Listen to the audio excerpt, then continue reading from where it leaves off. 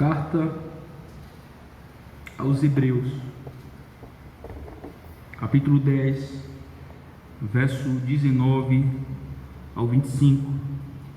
Assim diz a palavra de Deus: Tendo, pois, irmãos, intrepidez para entrar no Santo dos Santos pelo sangue de Jesus, pelo novo e vivo caminho que ele nos consagrou pelo véu, isto é, pela sua carne, e tendo grande sacerdote sobre a casa de Deus, aproximemo-nos com sincero coração, em plena certeza de fé, tendo o coração purificado de má consciência e lavado o corpo com água pura. Guardemos firmes a confissão da esperança, sem vacilar, pois quem fez a promessa é fiel.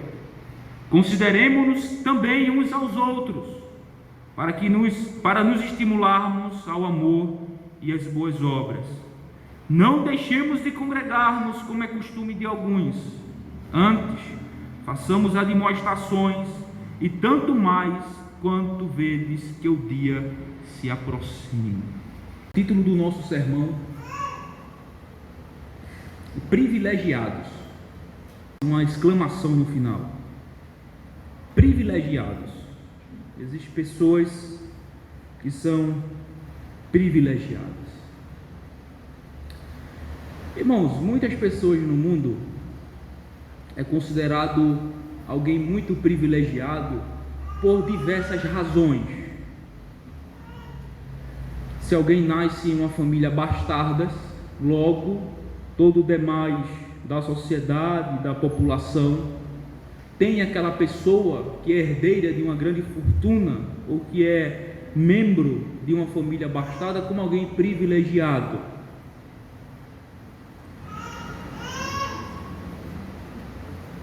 Se alguém alcança um sonho em que sempre projetou ao longo de toda a sua vida e por fim ele alcança, por fim essa pessoa vai ser considerada alguém muito privilegiada. Se alguém faz parte de alguma família poderosa, influente em uma sociedade, seja em âmbito municipal, ou em âmbito estadual, ou até mesmo em âmbito federal, nacional, ou até mesmo mundial, também pessoas, membros dessa família, será considerado alguém como privilegiados. E nós poderíamos dar vários exemplos de alguém que pelos demais é considerado alguém privilegiado por algumas razões, seja razões sociais, seja razões familiares, seja razões aquisitivas, seja razões políticas, seja razões religiosas. Tem várias razões pelas quais alguém é considerado alguém privilegiado pelos demais. Mas nesse texto que nós lemos, irmãos, ele vai mostrar que algumas pessoas são privilegiadas, não por conta do dinheiro, não por causa de fazer parte de uma família influente na sociedade, no âmbito municipal, estadual ou nacional, até mesmo mundial. Que essas pessoas não são privilegiadas pelo poder aquisitivo que elas têm, mas que essas pessoas são privilegiadas porque foi dado a elas a graça de ter o livre acesso a Deus, a graça de ter o livre acesso conquistado por outro, a saber, Jesus Cristo, que nos deu o privilégio, o direito de adentrarmos diante da presença de Deus. Isso é o que esse texto vai tratar. A carta aos Hebreus é uma carta que a gente não sabe bem quem é o autor. Alguns atribuem a Paulo, outros a Apolo, outros a Barnabé. Enfim, há uma grande discussão contra isso. Mas o fato é que nós não sabemos ao certo quem escreveu essa carta. Evidentemente é uma carta que foi escrita para o povo judeu, judeus que se converteram ao cristianismo, que deixaram a sua antiga religião, o judaísmo, e vieram agora para o evangelho, para o cristianismo. E também esse povo para o qual essa carta foi escrita era um povo que estava passando por momentos difíceis, perseguição. Afinal de contas, esse praticamente é o contexto social e histórico de basicamente quase todas as cartas do Novo Testamento. É sempre ter um teor de dificuldade, de perseguição, de aflição que essas pessoas têm sofrido por conta da fé em Jesus Cristo. E essa é uma das cartas em que os destinatários, no caso os judeus convertidos ao cristianismo, estavam passando por conta da fé em Jesus Cristo. Abandonaram sua antiga religião, o judaísmo, estava sendo perseguido tanto pelos seus compatriotas, o povo judeu, bem como também pelos gentios, muito provavelmente por Roma, por conta da fé em Jesus Cristo. E eles eram perseguidos, eles eram presos, os seus bens, muitos deles eram expoliados, tomados, confiscados, e enfim, estava passando por uma série de dificuldades. E por conta de todas essas dificuldades e aflições que eles estavam passando por causa da fé em Jesus Cristo, muitos deles estavam pensando em voltar à sua antiga religião, o judaísmo. E essa é uma das razões pelas quais o autor escreve essa carta aos Hebreus, para fortalecê-los na fé em Jesus Cristo, bem como também esclarecer que Jesus, aquele que morreu na cruz e ressuscitou o terceiro dia, e que eles criam nele, era exatamente o Messias prometido de Israel desde o Antigo Testamento. E aí ele vai fazer como que fosse uma carta apologética, uma defesa da fé, mostrando que Jesus ele é superior a todos os ritos e cerimônias e promessas do Antigo Testamento. Por exemplo, do capítulo 1 até o capítulo 10, versículo 18, no versículo antes do texto que nós lemos, são argumentações mostrando que Jesus é superior a todos aqueles aspectos da antiga aliança. Por exemplo, ele é superior a Arão, ele é superior a Moisés, ele é superior a Josué, ele é superior à lei de Deus, ele é a lei cerimonial. A lei cerimonial, toda a lei cerimonial, aquele rito, o culto do Antigo Testamento, todos eles apontavam para Cristo, e nele foram cumpridos cabalmente toda aquela cerimônia. Ele é superior às festas, ele é superior ao sábado, ele é superior, nele foi feita uma superior aliança, baseada em superiores promessas. Então, do 1 ao 10 é um tratado em defesa da supremacia de Cristo, a todas aquelas ritos e cerimônias para as quais que o Antigo Testamento apontava para o futuro, que era exatamente que nele se cumpre todas as coisas. Então, quando chega do versículo 19 em diante,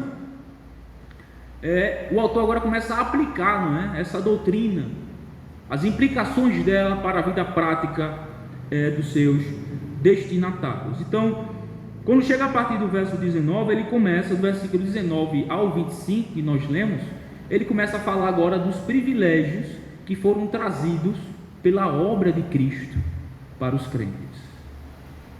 Os privilégios que foram trazidos da obra de Cristo, pela obra de Cristo para os crentes. Eu quero ler aí do versículo 19 a 21, que é como se fosse uma própria introdução que o autor faz, para a partir do verso 22 começar a mostrar alguns privilégios que foram trazidos por Cristo. Então ele começa dizendo assim, 19 a 21, tendo pois irmãos intrepidez, a palavra intrepidez aí é liberdade, ousadia, coragem, livre acesso, tendo pois irmãos intrepidez para entrar no Santo dos Santos, pelo sangue de Jesus, pelo novo e vivo caminho que ele nos consagrou pelo véu, isto é, pela sua carne, e tendo o grande sacerdote sobre a casa de Deus. Até aí. Nesses versos o autor está introduzindo os leitores dessa carta aos privilégios que foram trazidos aos crentes por meio da pessoa e obra de Cristo. Uma vez, irmãos, que fomos aperfeiçoados e santificados pelo único e suficiente sacrifício de Cristo em nosso favor, por meio do qual Cristo nos garante o livre acesso para adentrarmos no Santo dos Santos, isto é, diante da presença de Deus, por meio da sua morte, e sendo ele o grande sacerdote do povo de Deus. Então, é a consequência disso que ele vai falar no versículo 22. Mas precisamos aqui entender algumas coisas nesses 3 versos. Primeiro, tendo, pois, irmãos, intrepidez para entrar no Santo dos Santos. O que era o lugar santo dos santos? O lugar santo dos santos, evidentemente ele está falando uma linguagem do Antigo Testamento, está escrevendo para um povo judeu que entende muito bem o que ele está falando. Como é que era o culto do Antigo Testamento? O que é esse Santo dos Santos que ele está se referindo? Os irmãos devem lembrar que há um tabernáculo que é dividido em 2 partes. O lugar santo, que diariamente os sacerdotes entravam fazer o serviço de Deus. Por exemplo, tinha os pães da proposição, tinha um candelabro, tinha a pia do incenso, o altar do incenso, rente a uma cortina. E o sacerdote todos os dias entrava para fazer esse tipo de serviço. O sacrifício era oferecido no altar fora dessa tenda. Um animal morto, imolado, sacrificado, o sangue era expelido à base do altar, o animal era queimado. Então, essa tenda, esse tabernáculo é dividido nessas 2 partes. O lugar santo, que é esse lugar que diariamente o sacerdote entrava para fazer os serviços, e o lugar santo dos santos, que era dividido por uma espessa cortina, onde dentro dessa pequena sala, desse lugar chamado Santo dos Santos, tinha uma arca, que era a Arca da Aliança, que era um símbolo da presença de Deus, em que dentro tinha a vara de Arão que tinha florescido, tinha um maná e tinha as tábuas da aliança, os 10 mandamentos. Então é mais ou menos assim como essa igreja. Vamos supor, onde vocês estão aí é o lugar santo, e aqui onde eu estou, com essa divisão aqui, né? Pensa aqui numa cortina, aqui dentro ficava a Arca da Aliança. Era uma caixa, um baú feito de madeira de acácia, coberta completamente de ouro puro. A tampa era chamada de propiciatório, onde tinha 2 querubins. Nesse lugar chamado Santo dos Santos, apenas uma vez por ano alguém entrava lá, que era o sumo sacerdote, para fazer expiação tanto por ele quanto pelo povo. Então ele entrava lá com o sangue de um animal, um cordeiro macho de 1 ano, absolutamente perfeito. Ele era morto, o seu sangue era levado pelo sumo sacerdote uma vez por ano, no dia da expiação, e esse sangue era aspergido na tampa do propiciatório, a fim de propiciar o pecado do povo, expiar o pecado do povo de Israel. Então veja, esse lugar santo dos santos, ele era um lugar restrito, em que somente o sumo sacerdote poderia entrar uma vez por ano. Ninguém mais era autorizado a entrar, nem os sacerdotes normais, e nem o povo, tão pouco o povo. Só o sumo sacerdote uma vez por ano entrava, representando o povo, levando sangue, tanto por ele quanto pelo pecado do povo, para que o pecado do povo fosse expiado, e a ira de Deus fosse aplacada, a propiciação, um sacrifício que aplaca a ira de Deus sobre o povo. Então aqui o autor está dizendo: tendo, pois, irmãos, intrepidez, liberdade, para entrar no Santo dos Santos, pelo sangue de Jesus Cristo. Ou seja, a morte de Cristo nos deu livre acesso de adentrar em um lugar que somente uma pessoa poderia entrar por ano, o Santo dos Santos, diante da presença de Deus. Aqui começa a mostrar os privilégios, né? Veja que privilégio foi trazido por meio da morte de Cristo, pelo novo e vivo caminho que Ele nos consagrou, pelo véu, isto é, pela sua carne. Então veja, esse véu, que era essa cortina que separava o lugar santo do lugar santo dos santos, era um tipo, era uma figura de quem? Do corpo de Cristo. Então quando o corpo de Cristo, Cristo é morto naquela cruz, os evangelhos vai dizer que o véu do templo, o quê? Se rasgou de alto a baixo. Isso era uma declaração pública de Deus, de que agora o lugar foi aberto para todos que se achegavam para Ele por meio da fé na pessoa e na obra do seu Filho bendito Jesus Cristo. O seu corpo que foi rasgado, trucidado naquela cruz, era um símbolo deste véu que foi rasgado de alto a baixo, nos abrindo o acesso, nos dando a liberdade para adentrarmos diante do trono do Deus Todo-Poderoso.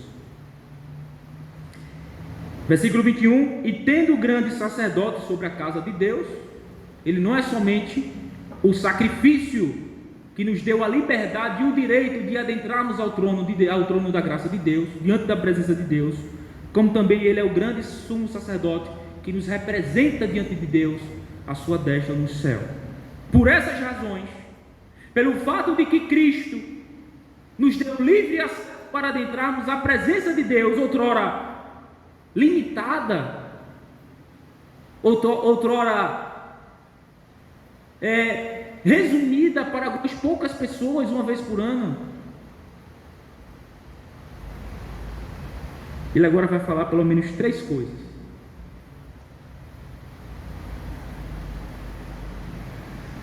Devemos viver de acordo com o privilégio trazido por Cristo, irmãos. Devemos viver de acordo com os privilégios trazidos por Cristo, a partir desse livre acesso que Ele nos consagrou, nos garantiu por meio da sua obra, da sua morte, do seu sacrifício, e sendo Ele o nosso grande sacerdote. Em virtude de tudo isso que o autor fala do versículo 19 a 21, qual deve ser a nossa resposta a esse grande privilégio? É o que ele vai falar agora no versículo 22, primeiro ponto. Devemos viver de acordo com o privilégio trazido por Cristo. Como? Primeiro, aproximando-nos firmemente do Deus que é fiel. Veja versículo 22 e 23. Aproximemo-nos com sincero coração, com plena certeza de fé, tendo o coração purificado de má consciência e lavado o corpo com água pura. Guardemos firme a confissão da esperança, sem vacilar, pois quem fez a promessa é fiel. Olha como ele diz: aproximemo-nos, visto que Cristo nos deu, por meio da sua obra, abriu o caminho, nos deu liberdade, livre acesso ao lugar santo dos santos, diante da presença de Deus. Qual deve ser nossa resposta? Nos aproximar dele. Aproximemo-nos, versículo 22. Mas como devemos fazer isso? Com sincero coração, em plena certeza de fé, tendo o coração purificado de má consciência e lavado o corpo com água pura. O que é que significa isso? Vamos dar uma conferida no capítulo 9, versículo 13 e 14, o capítulo antes, que é o contexto. Capítulo 9, versículo 13 e 14 diz assim: portanto, se o sangue de bodes e de touros e a cinza de um novilho aspergido sobre os contaminados os santificam quanto à purificação da carne. O que é que isso aqui eu estou falando? Está falando de todo aquele ritual cerimonial do Antigo Testamento. O sangue dos animais está aspergido sobre as pessoas, sobre os contaminados, e simbolicamente estava purificando ele, estavam santificando a sua carne, o seu corpo. Aí ele diz assim no versículo 14: muito mais o sangue de Cristo, que pelo Espírito Eterno a si mesmo se ofereceu sem mácula a Deus, purificará, olha a mesma linguagem, purificará a nossa consciência de obras mortas, para servirmos ao Deus vivo. Então, quando ele chega aqui no versículo 22, não é?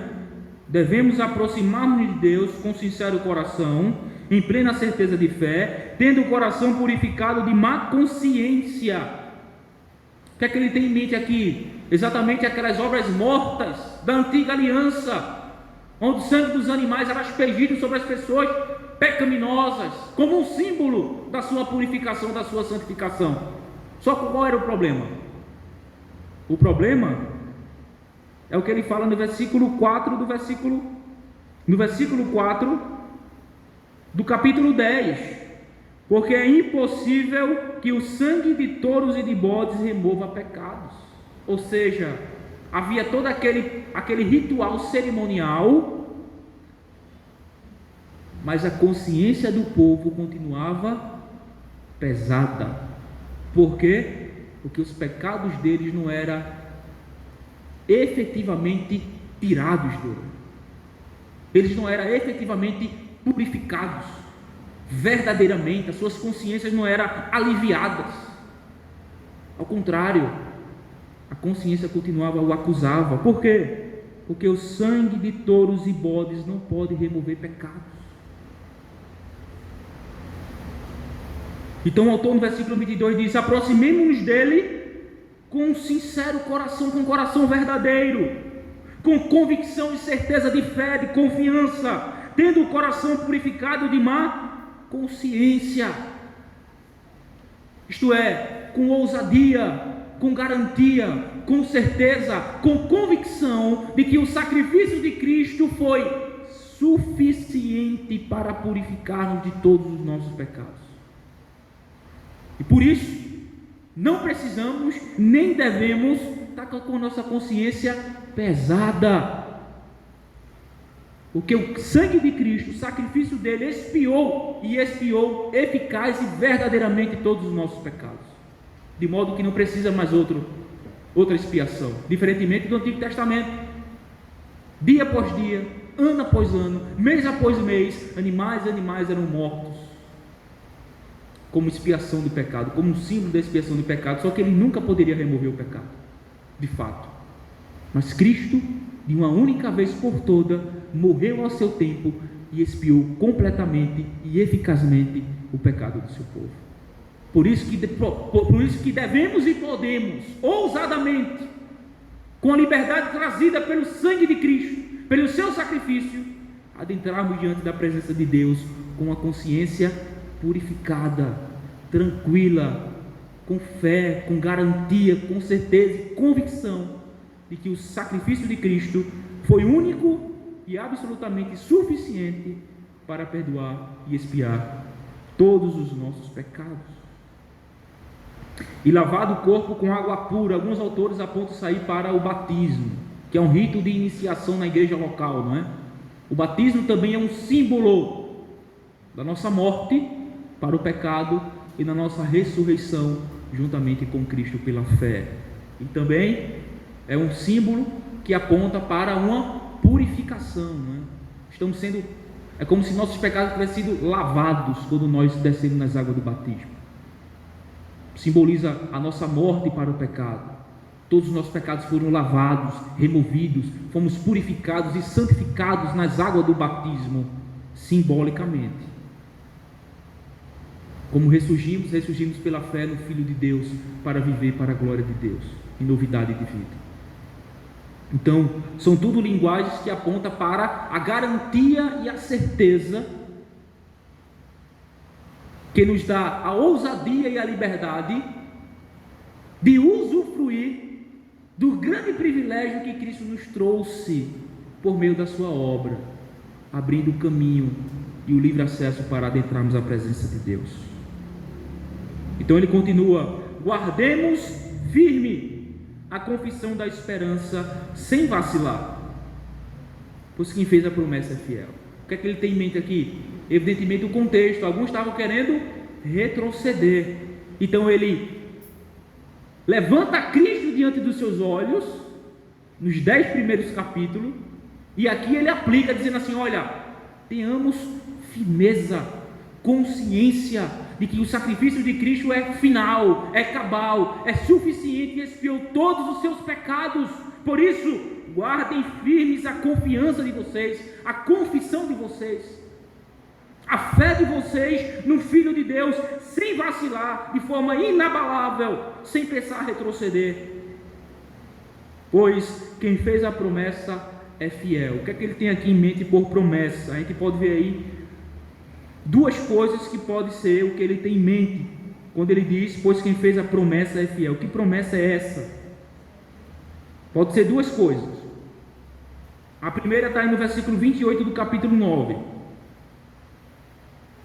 Diz assim: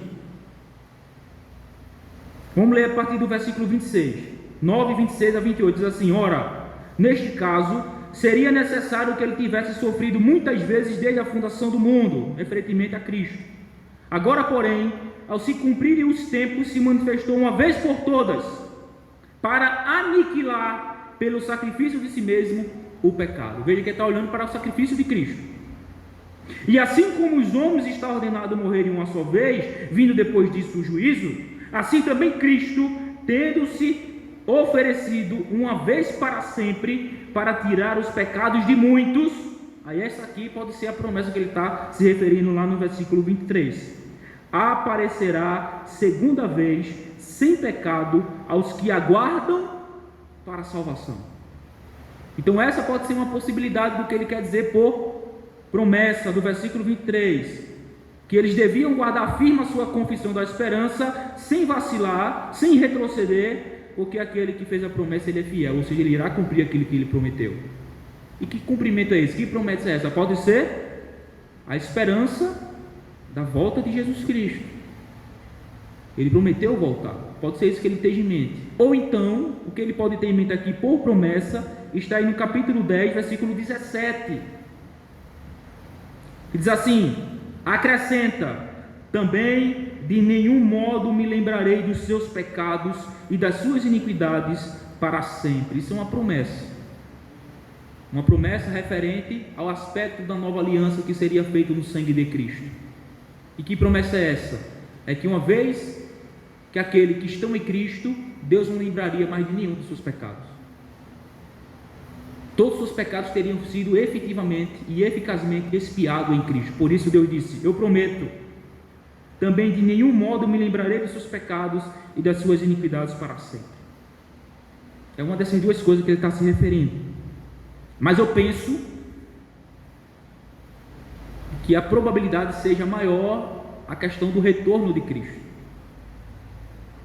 Porque, novamente, o contexto é o quê?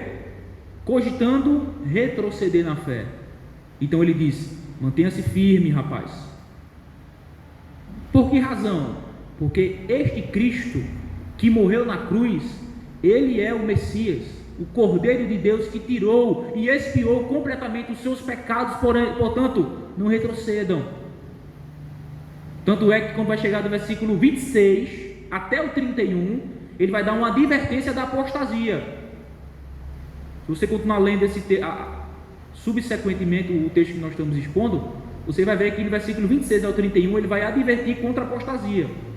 Então ele está dizendo assim: fique firme, guarde firme a confissão da esperança de vocês, sem vacilar, porque aquele que fez a promessa de retornar para nos buscar, ele é fiel, ele voltará.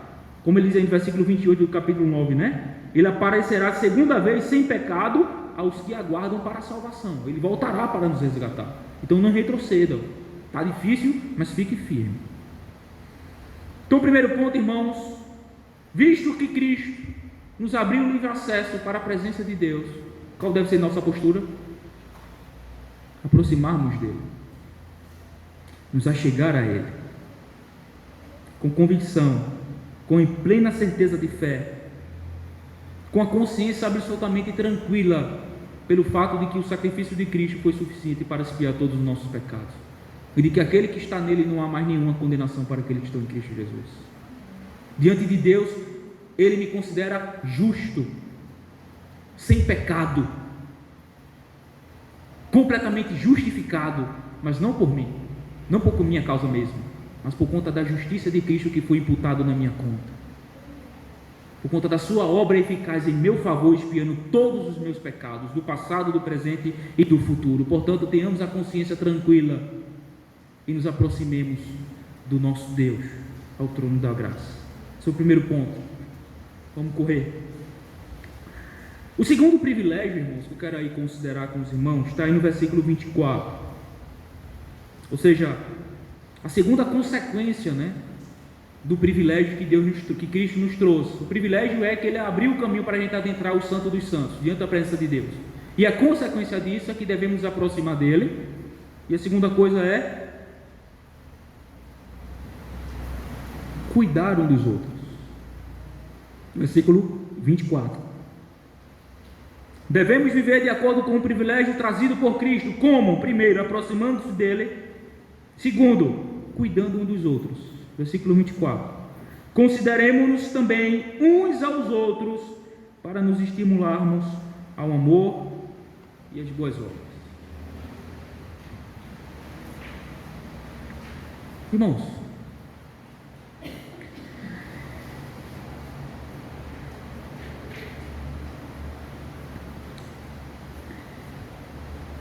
quando a gente não se aproxima de Deus, visto que Cristo nos garantiu esse livre acesso, é como se nós estivéssemos desprezando o privilégio que Cristo nos trouxe.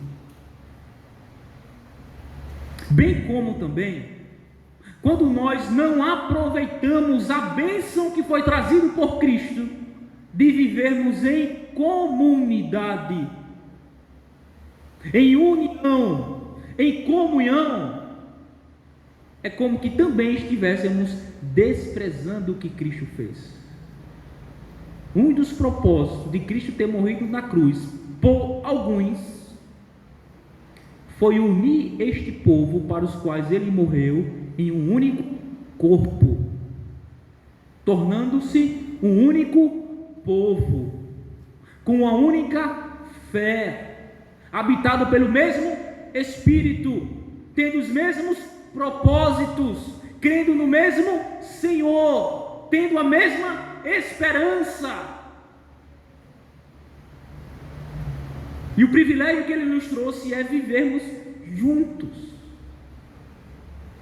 Quando nós desprezamos isso, é como se estivéssemos desprezando o que Cristo fez, um dos propósitos para os quais Cristo morreu na cruz pelo seu povo, torná-lo um em seu corpo. Cristo é o cabeça e nós somos o corpo de Cristo, a igreja. Me responda uma coisa: você está aqui, não está? O seu braço está em casa, é? O seu pé está na escola?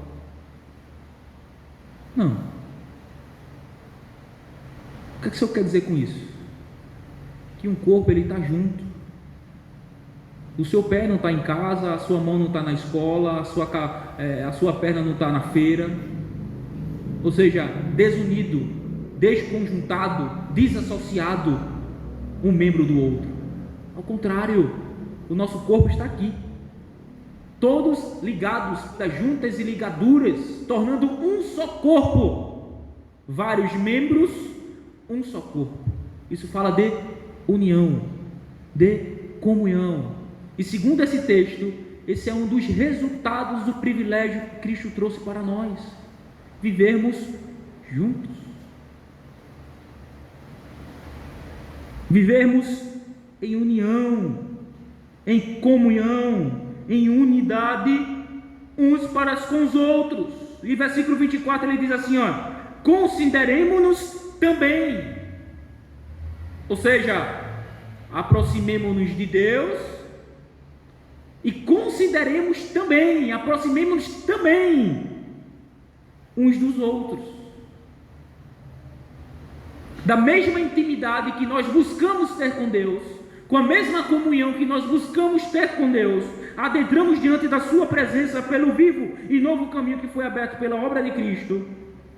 Assim também devemos considerar uns aos outros, devemos ter comunhão uns com os outros, buscar unidade um com o outro, buscar intimidade um com o outro, viver em comunidade. E qual é o propósito disso? O final do versículo 24 diz: para nos estimularmos ao amor e às boas obras. Irmãos, uma das principais causas de pessoas naufragarem na fé, apostatarem da fé, como é a advertência que ele vai fazer do versículo 26 ao 31, logo o texto seguido, é porque acham e pensam que podem viver a vida cristã sozinha. Não podem. É porque acham e pensam que podem viver a vida cristã isolada, sozinho. Deixa eu lhe fazer uma pergunta: você já viu alguma história de um único soldado vencer uma guerra contra um grande exército? Não. Por isso a razão que o autor coloca aqui nesse texto, para que nós consideremos também uns aos outros, para nos estimularmos, irmãos. Estimular é animar, fortalecer, caminhar junto, dividir a carga, estimular uns aos outros ao amor, ao crescimento no amor a Deus e no amor de uns aos outros, que é refletido nas boas obras. E isso não é possível se nós não vivemos unidos, se nós não vivemos juntos, se nós não tivermos comunhão e intimidade uns com os outros. Assim como a graça e o privilégio que Cristo nos trouxe por meio da sua obra, de buscarmos nos aproximarmos de Deus e ter comunhão e intimidade com Ele, assim também deve ser nosso empenho para ter comunhão uns com os outros, considerando uns aos outros. E aqui eu quero falar o seguinte: nós jamais iremos nos estimular uns aos outros para o amor e as boas obras, se nós não considerarmos uns aos outros. Eu só vou estimular alguém, eu só vou fortalecer alguém, eu só vou animar alguém, eu só vou pegar alguém pelo braço, colocar ele nas minhas costas e carregá-lo como um soldado ferido, alguém que precisa de ajuda, se eu considero ele, se eu levo ele em conta, se eu quero e busco ter comunhão e intimidade com ele. Caso contrário, de forma nenhuma eu irei estimulá-lo, de forma nenhuma eu irei animá-lo e fortalecê-lo. Esse segundo ponto, vamos caminhar para o final, vamos para o terceiro ponto, que está no versículo 25. Devemos viver de acordo com o privilégio trazido por Cristo, esse livre acesso que Ele nos abriu pelo vivo e novo caminho através da sua morte, do seu sacrifício, da sua obra. Primeiro, aproximando-se firmemente de Deus que é fiel. Segundo, cuidando uns dos outros, vivendo a vida em unidade, em comunhão, como um único corpo, com um único propósito. E terceiro, não deixando de prestar culto a Deus. É o ápice da vida cristã. O ápice da vida cristã. O culto público, isso que nós estamos fazendo aqui hoje, cada domingo. Culto público, participar da reunião, do chamado solene, a fim de prestar culto público a Deus. Versículo 25. Não deixemos de congregar-nos, como é costume de alguns. Veja que exortação forte. Não deixemos de congregar-nos. Congregar-nos é nos reunirmos com o objetivo de cultuar a Deus. Nos ajuntar em um local com o objetivo e o propósito de adorar ao Deus que por meio do seu Filho nos salvou. Não deixemos de congregar. Isso aqui não é nem um tapa, é uma voadora, né? Como diz o ditado, nos desigrejados, aqueles que pensam, acham ou entendem que podem viver sem fazer parte de uma igreja local, de um povo local, de um corpo local, como é costume de alguns. Qual é o contexto, novamente lembrando? Porque alguns estavam retrocedendo por conta da perseguição e a fé em Jesus Cristo. Eles cogitavam voltar para a sua antiga religião, o judaísmo, a fim de não ser mais perseguido, a fim de ser bem aceito no meio dos seus compatriotas, a fim de deixar ser perseguido por Roma, porque Roma não perseguia os judeus que não eram cristãos, né? Aqueles que praticavam o judaísmo ainda nas suas sinagogas, porque havia um acordo entre eles. E aí eles viviam tranquilo, bem, com liberdade, sem nenhum problema. Então eles estavam cogitando voltar atrás. E por isso que ele diz aqui, como é costume de alguns, ou seja, alguns já estavam retrocedendo. Alguns já tinham voltado atrás. E é por isso, novamente, versículo 26 a 31, a advertência contra a apostasia. É um remédio, é uma doença irremediável a apostasia. A apostasia é o abandono da fé consciente, que era como alguns estavam querendo fazer aqui. como alguns já estavam com o pé mais fora do que dentro, como diz o ditado. Não deixemos de congregar-nos, como é costume de alguns. Antes, ao contrário, o que é que devemos fazer? Veja a importância de uma igreja local. Veja a importância do que ele fala no versículo 24: considerar uns aos outros para nos estimular ao amor e às boas obras. Como fazer isso, senão sendo parte de um corpo local, de uma igreja local? Então ele diz no versículo 25: antes, ao contrário de deixar de congregar como alguns estavam fazendo, façamos admoestações, exorte um ao outro, anime um ao outro, chama a atenção um do outro, para que este não retroceda, para que este não apostate, para que este não volte atrás, como alguns já estavam fazendo, não deixando de congregar, não deixando de se unir, de se juntar para prestar culto a Deus. Admoeste, faça demonstração um ao outro, exorte um ao outro, advirta um ao outro, e tanto mais quando vedes que o dia se aproxima. Aqui tem duas possíveis interpretações. A primeira é que este dia se aproxima, aqui está se referindo ao ano 70, que havia uma profecia do próprio Cristo, que quando chegaria, de acordo com a profecia de Daniel, não é? A desolação, o abominável da desolação, que aconteceu historicamente no ano 70. Alguns autores defendem de que este dia, tanto mais que vedes que o dia se aproxima, ele está se referindo a esse evento histórico que aconteceu no ano 70, em que o templo de Jerusalém foi derribado, grande perseguição contra o povo de Deus, guerra e tudo mais contra o povo de Deus. Então ele diz assim: olha, exortem um ao outro para que vocês não deixem de congregar, principalmente quando vocês sabem que o dia está se aproximando. Que dia? Um dia de uma grande aflição está vindo por aí. Então estejam juntos, estejam unidos, estejam próximos um do outro. Não deixem de se juntar para prestar culto a Deus, porque assim serão fortalecidos, santificados, animados, instruídos. Então, exorte e admoeste um ao outro, principalmente quando esse dia está próximo para chegar, o dia de uma grande perseguição. Essa é uma possível interpretação. Uma outra interpretação que eu acho que é que o autor tem em mente aqui, que é o dia do juízo final, que se dará quando Jesus voltar, a segunda volta dele. E é exatamente o que o contexto está apontando, né? Capítulo 9, versículo 28, como nós vimos: aparecerá a segunda vez sem pecado aos que aguardam para a salvação.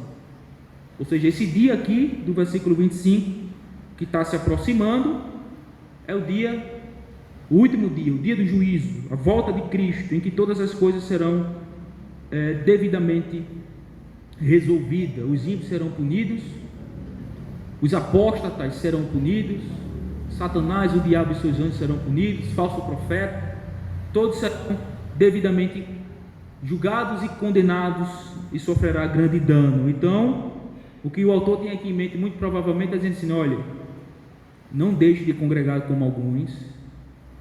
Os que estão cogitando com isso, exortem, admoestem, principalmente quando vocês sabem que o dia do juízo está se aproximando.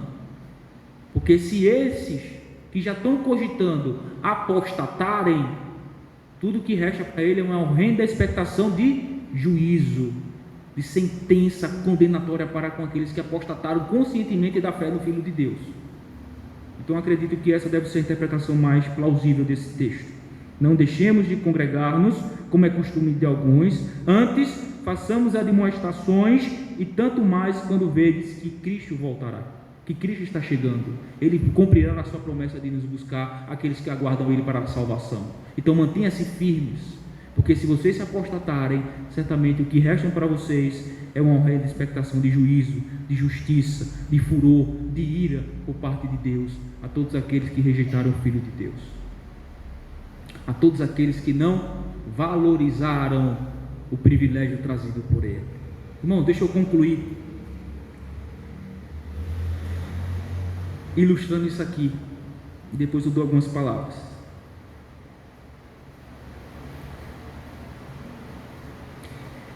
Todo mundo tem algum artista, ou pelo menos quase todo mundo, né? Mas principalmente quando nós éramos do mundo, antes de Cristo nos salvar, normalmente nós tínhamos ídolos. Nós gostávamos de algum tipo de cantor, ou admirava algum jogador, ou alguém da mídia famoso.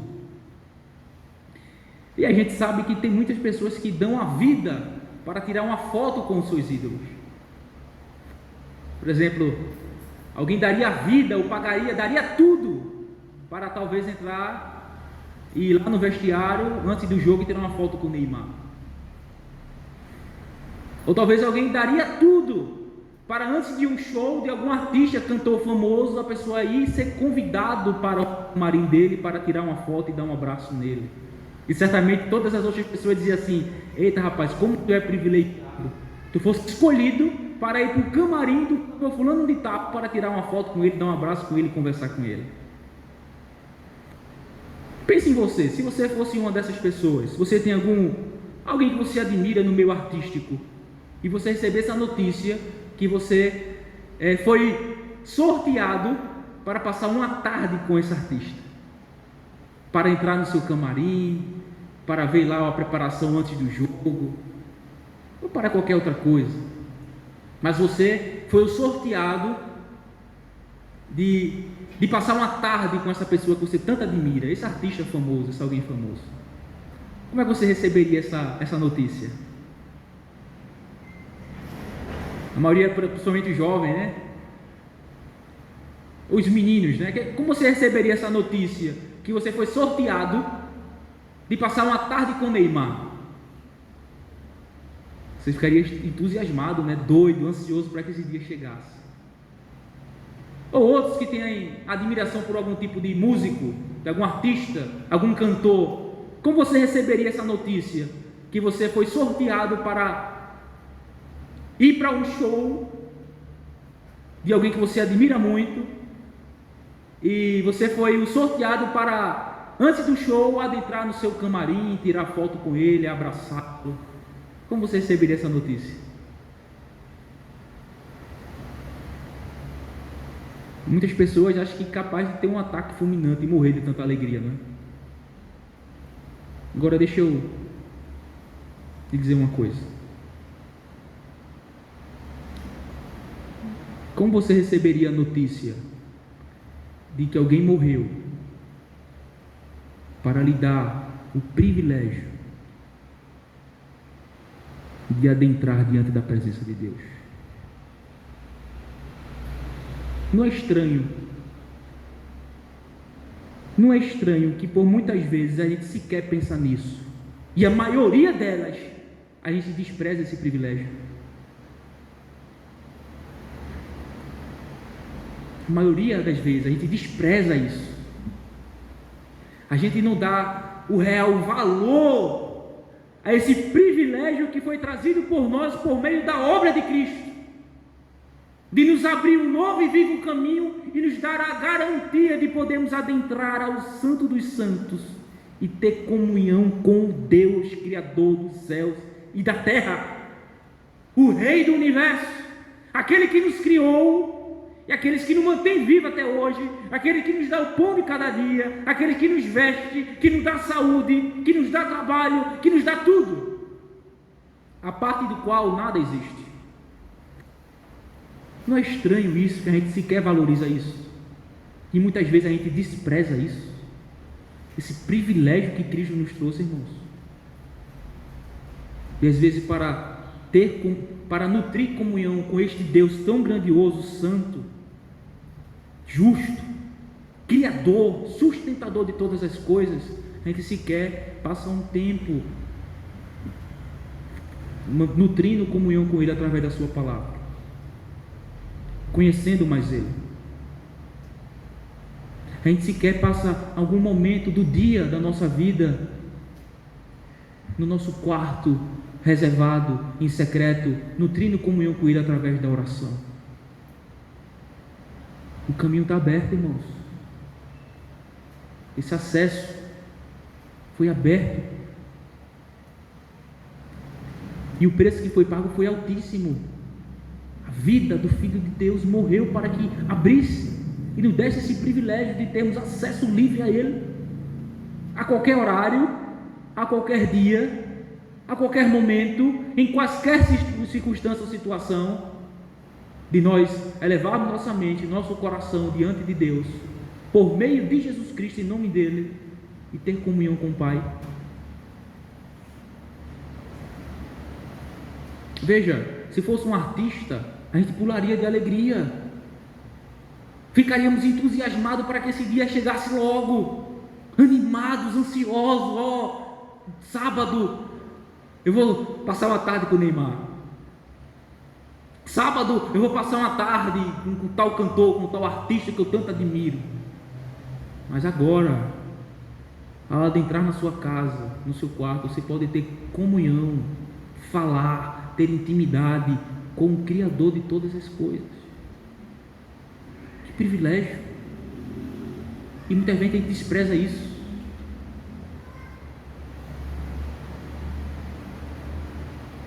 A gente despreza também, sabe o que? Isso. Culto. Que privilégio que Cristo nos trouxe por meio da sua obra. Em que, na antiga aliança, as pessoas não entravam no tabernáculo. Eles traziam seus animais até a porta da tenda, no átrio, a parte de fora. O átrio era uma tenda, era arrodeado como fosse muro, só que de tenda, que é chamado átrio, a parte de fora do templo. Vinha lá o adorador com seu animalzinho, chegava lá na porta do átrio, estava lá o sacerdote esperando. Ele entregava o animal, o sacerdote analisava o animal se estivesse de acordo com os requisitos bíblicos, segundo a lei cerimonial, sem defeito, sem falha, sem doença, completamente certinho. E o sacerdote era quem ia e sacrificava, ou seja, era o sacerdote que prestava culto em lugar do adorador, representando ele. Nós, assim, pessoas comuns, não tínhamos acesso a isso, era restrito. Nosso culto era prestado por intermédio desse sacerdote. Sequer poderíamos adentrar. Mas Cristo agora, por meio da sua obra, pelo véu, a sua carne que foi rasgado de alto a baixo, Ele disse assim: todos agora podem vir pela fé no meu nome. Adentrem ao Santo dos Santos. O caminho está aberto. Venham todos e gozem desse grande privilégio. Aproveitem desse grande privilégio. E isso é evidenciado, manifestado na sua maior expressão aqui. O culto público. Temos o privilégio de ir pessoalmente e intimamente buscar a Deus no nosso quarto, onde quer que estejamos. Temos o privilégio de, com um único corpo, um único povo, de forma unida, junta, adentrar ao Santo dos Santos, que é o culto público, nos colocar diante de Deus e louvá-lo, e adorá-lo, e bendizê-lo. E a tristeza é que muitos não reconhecem isso, esse privilégio. Que grande privilégio Deus nos deu, de podermos juntos, unidos, adentrarmos ao Santo dos Santos e de prestar um culto de adoração, um culto solene. E a gente despreza isso, irmãos. Irmãos, que confiantemente devemos manter nossa confissão e nos aproximar de Deus por meio da fé no nosso grande sacerdote, Jesus Cristo, o qual a si mesmo se entregou para nos dar o grandíssimo privilégio de termos livre acesso a Deus pelo novo e vivo caminho que Ele nos consagrou pela sua morte. Como fruto, consequência desse grande privilégio dado a nós por meio de Cristo, devemos considerar uns aos outros e nos ajudar mutuamente, a fim de crescermos no amor e nas boas obras, bem como também nos reunir para prestarmos culto público, solene ao nosso grande Deus, aquele que fez tudo isso por nós. O mínimo que Ele espera e o mínimo que nós devemos é considerar o que foi feito. para termos esse grande privilégio. Cristo morreu para nos abrir um novo e vivo caminho, nos dando o grandíssimo privilégio de termos a liberdade de adentrar na presença de Deus. Amém.